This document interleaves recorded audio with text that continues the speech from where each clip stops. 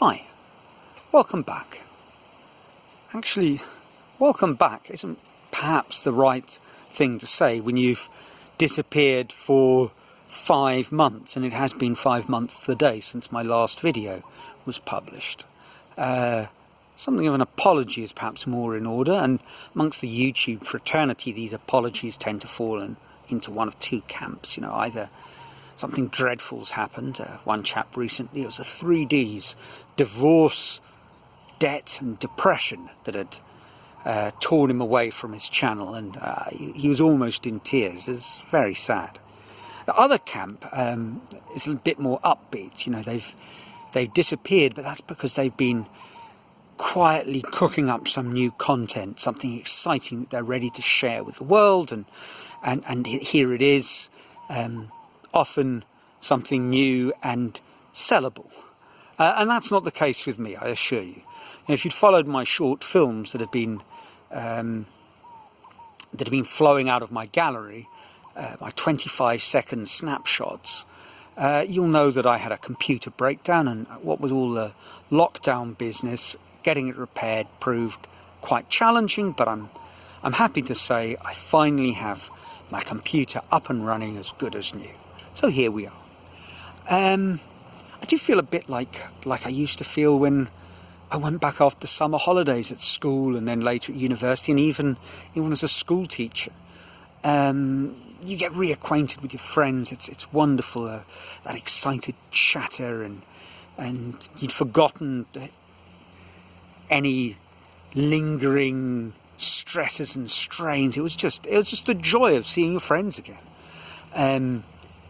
I must be honest, at university, there was never really anything terribly exciting to report. My summer holidays were spent reading, kind of kicking back, maybe studying a little bit of chess, and occasionally going to the pub, and that was about it. But it was always great to see your friends again, and it's certainly great to be here sharing my garden with you. So that's very nice.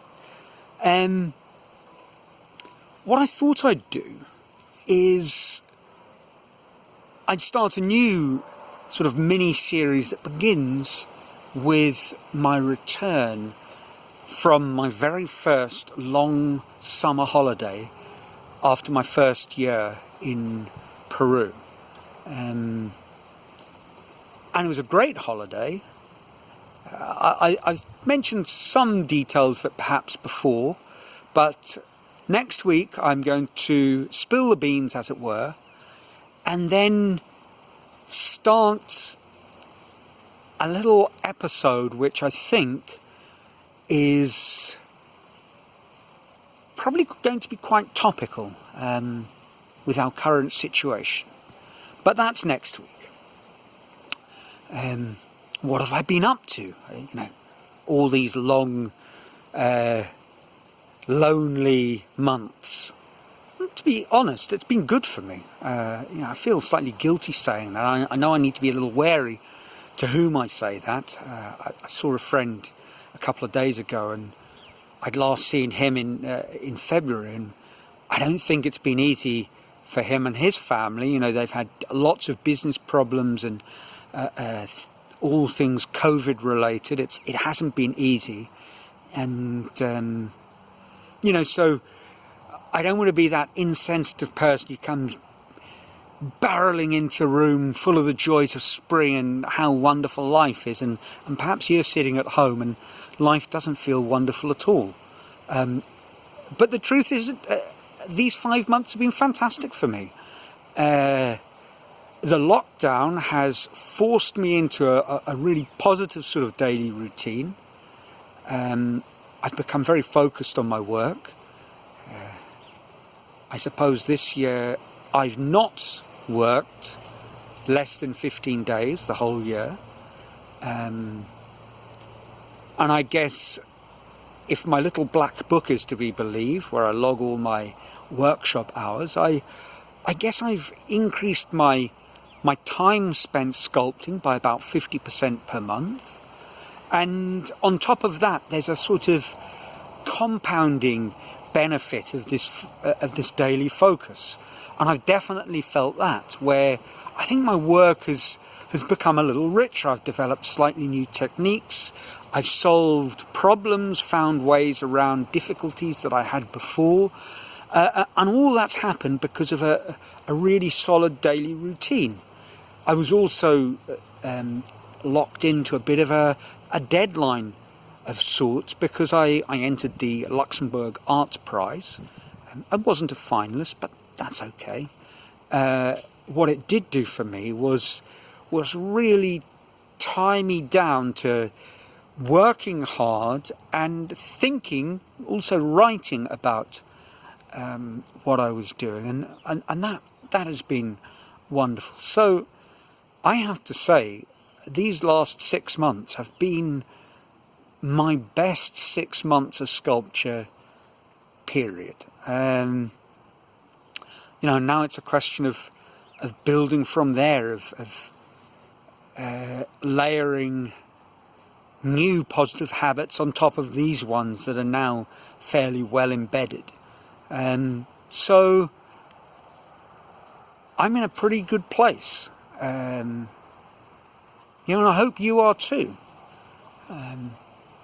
I know this has been very difficult. I think having to come to terms with